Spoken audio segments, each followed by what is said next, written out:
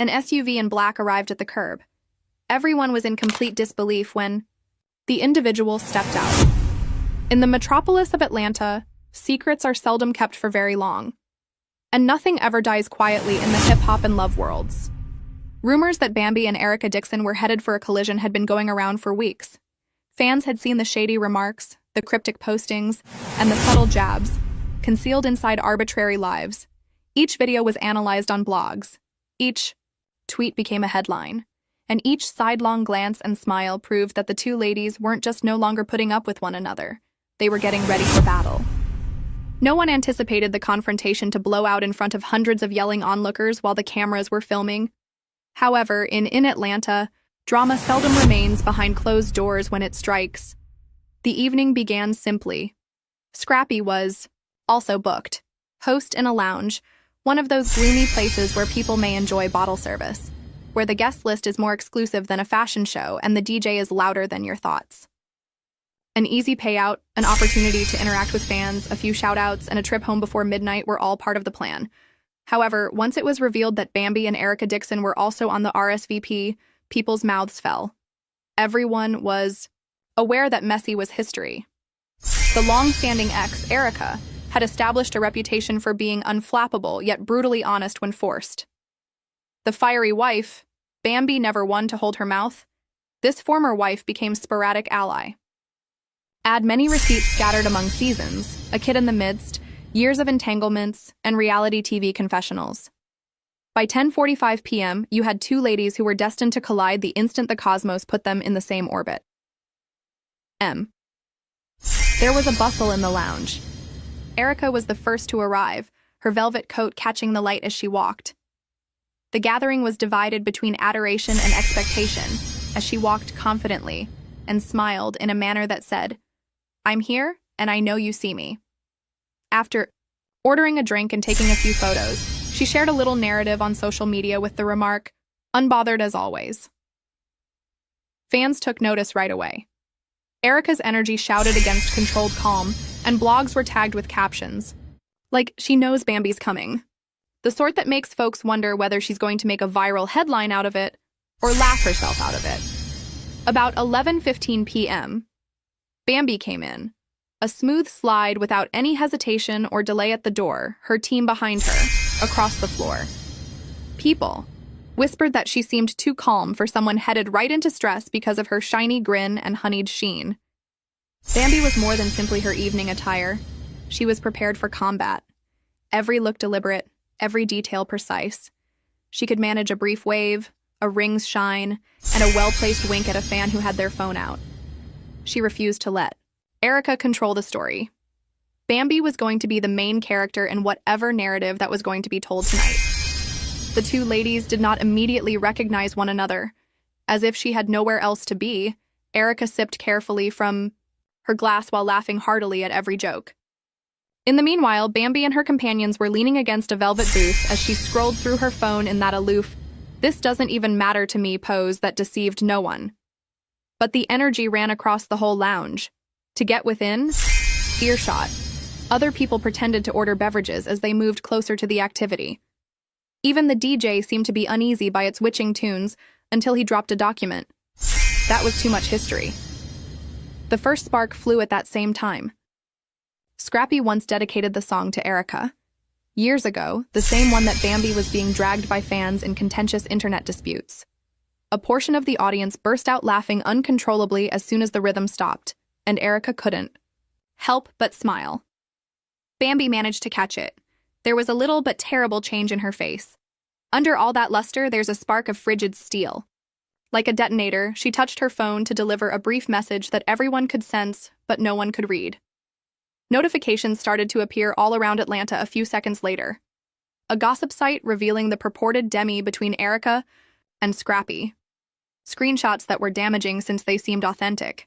"They both had receipts tonight," the caption said. The room let out a gasp. Erica's phone flashed warnings and her eyes furrowed. She raised it, looked at the screen, and let out a loud, cutting laugh that wasn't intended to conceal pain, but rather to declare that this won't break me. The distance between them decreased, not literally, but in energy. as Bambi cocked her head and curled her lips into a smile that said, "Try me." The walls seemed to close in more tightly. As if the night itself were bending closer to hear what would happen next, the music became softer. Trying to play peacemaker, Scrappy was torn between two different universes. He went about greeting admirers and making fake grins while keeping one eye on Bambi and one on Erica. However, his shoulders were rigid and his jawline was heavy. He had previously been here. He was aware of the conclusion of these tales. Never, not cleanly, but softly. The knight had other ideas, however, so he took out his phone, spoke to a pal, and shook his head as if to say, "Not tonight." The scene changed to the sidewalk just after midnight. With her jacket swinging like a cloak and her quick stride, Erica was the first to go. Inundated with bloggers and paparazzi, they held up cameras and shouted queries like, "Shields, what about the DMs? You have anything to say to Bambi?" Erica chose to disregard them. Her lips met, her gaze fixed ahead. After a few seconds, Bambi showed up. The throng exploded, advancing with phones in the air. The possibility of Team Bambi and Team Erica fighting, like opposing gangs. Bambi came to a halt, her voice cutting through the cacophony. "Don't mention me in your stories." Erica whirled around with her chin up, then quit playing the lead in them. It just required that. The air broke. The audience let forth a yell. All of a sudden, there was live and immediate anarchy as hands began to move and voices began to rise. Friends attempted to put themselves in the women's way. While some encourage it, others beg. A few seconds later, Scrappy hurried out, hands waving, voice struggling to soothe it. "You guys relax. Relax." However, no one was paying attention anymore. Flashing lights, tripping heels, and ultimately unbridled rage filled the pavement, creating a battle zone. And just as it seemed that security might at last soon, the scene was illuminated by headlights. A black SUV with tinted windows slipped down an inch as it rolled to the curb. The throng gasped and froze, scrambling to see who was inside. Like the beginning of a movie scene, the door opened slowly and deliberately. The whole street erupted, in shock as the stranger emerged because it was someone neither Erica nor Bambi had ever imagined seeing in person. The SUV, as if telling its own tale, the door snapped open. In the second, a shoe's heel made contact with the sidewalk.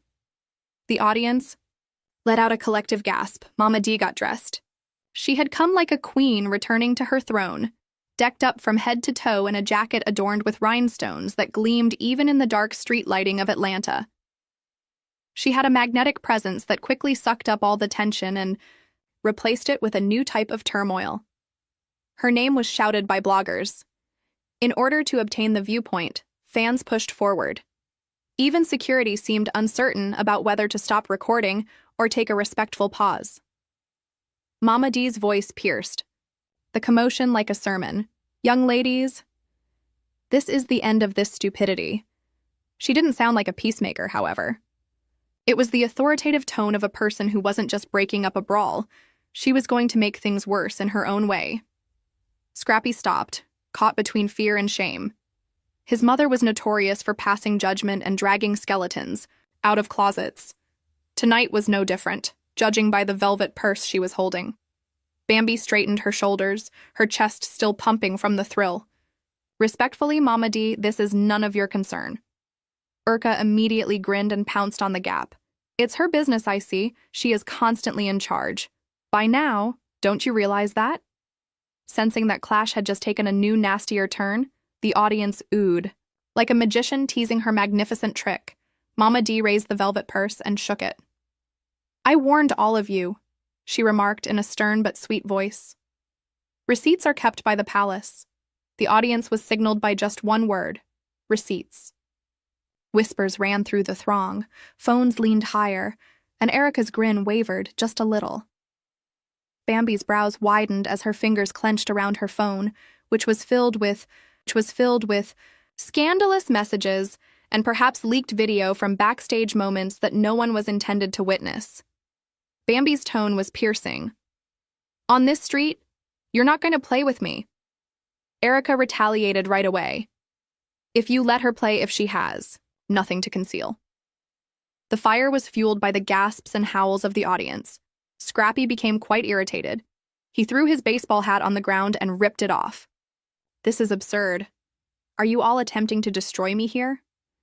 In actuality, however, the night had shifted away from him.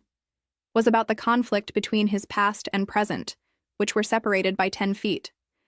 Neither of them is afraid to blink first. Mama D pointed toward the SUV. We prepared the laptop. Do you want to know the truth? Let's be truthful.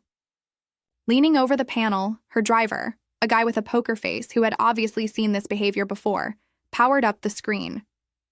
Some climbed atop vehicles as the mob rushed ahead, while others almost broke through the thin, "they are being held," back by a line of guards. Drama was no longer the only thing. The whole street was the audience, and it was theater. Bambi refused, shaking her head. To go. This is not my place. This circus is not necessary for me. Erica, however, chuckled and moved in closer to the SUV. People say so when they are aware that the receipts don't support their claims. An unseen current snapped between them as their eyes met, challenging each other to get closer. Even strangers held their breath without recognizing it because of the oppressive tension. A muffled sound suddenly filled the SUV speakers. A thumbnail of a blurry movie flashed on the dashboard screen once the laptop connected. Dozens of voices sounded as the throng exploded, yelling simultaneously. Mama D held out a finger and said, "Play it." "Who is it? Turn it up." Enjoying the suspense, she taunted. "Patience. Good tea takes time." "It takes time." The footage started to play. Figures in a poorly lit parking garage were surrounded by shadows on the screen. The voices were unmistakable, despite the poor quality. The first was a woman. Calm, but it's crucial. "We can't keep bumping into her like this, I warned you." The audience instantly recognized the rhythm and drew closer. Erica's gaze expanded. Bambi's mouth dropped open in shock. Fa first distorted, then abruptly cleared, as if destiny intended it to be obvious. Scrappy's voice genuine and unvarnished. "She is not insignificant to me. Are you aware of that?" Chaos erupted on the sidewalk. Shouts, screams, supporters pointing, holding each other, and live recording the phrase on their phones. For the first time that evening, Erica's poise broke, and her hand sprang to her lips. Bambi's expression changed, anger piercing every strand of composure she had so meticulously cultivated. Shouting, "Cut it off! Cut it off!" Scrappy raced for the laptop, but it was too late. The footage was on the road already. Bloggers were taking screenshots. TikTokers were broadcasting live. Additionally, Twitter posts they formed more quickly than anybody could. "Stop them!" "Wow," Erica said in a tremulous but victorious murmur. "So that's your true feelings?" The audience, fueled by her rage, roared louder. With a voice that might frost the July air, Bambi moved forward, inches from Erica now. "Don't pretend you were unaware. Don't pretend that you weren't anticipating this." Erica gave a sharp, bitter chuckle. "I'm waiting, sweetie. While you've been living, I've been seeing a guy who was unable of speaking the truth when it was important." Like a gunshot, the sentence rang out through the darkness. Supporters let up a yell. Security shifted more tightly. Scrappy yelled, but the noise drowned away his words. Mama D, content with the mayhem she had wrought, stood tall with her arms folded and watched it all happen like a queen. Then, when it seemed that fists would soon be raised, a voice that no one had anticipated and that cut down even the wildest yells came into view. Clicking like bullets hitting the pavement, a vehicle door from the far end of the street slammed, and a lady in elegant black heels stepped out. The audience dispersed, bewildered, and furiously murmured, "Is that? No way!" She refused to acknowledge it, but it was. Kendra Young Jock's wife, already filming on her phone, walking directly into the combat zone. Her lips curled into a cunning, knowing smirk as her gaze shifted between Scrappy, Bambi, and Erica. She remarked, "Looks like I came just in time," in a tone that was full of malice and derision. "You guys are fighting over shreds when the actual tale hasn't even been released yet." The audience let out a scream that was so intense that it seemed like the street's air had been drawn out. Erica tensed. Bambi blinked incredulously. Tenacious palled. And for the first time throughout the evening, Mama D's contented smile wavered. because whatever they had just seen was going to seem insignificant in light of anything Kendra had to say. The audience did more than merely gasp. They froze when Kendra approached. It was as if they were unable to comprehend that a new hip-hop queen and love had just joined the fray. Kendra wasn't meant to be present. No one invited her. No one scheduled her. And yet there she was, dressed as if she had been waiting for this moment all her life. Her elegant black ensemble glistened in the streetlights, her hair slicked back into a commanding style, and her phone already pointed toward the mayhem, recording every moment for her own story. She spoke slowly and deliberately, her words flowing like honey laced with poison. "Y'all look real cute out here," she added. "It's important to remember that neither of you really governs this city. You are only squabbling over a guy who has already lost his throne." Bloggers pressed closer, fans scribbled frantically in their notebooks, and thousands of people watched in real time as her eyes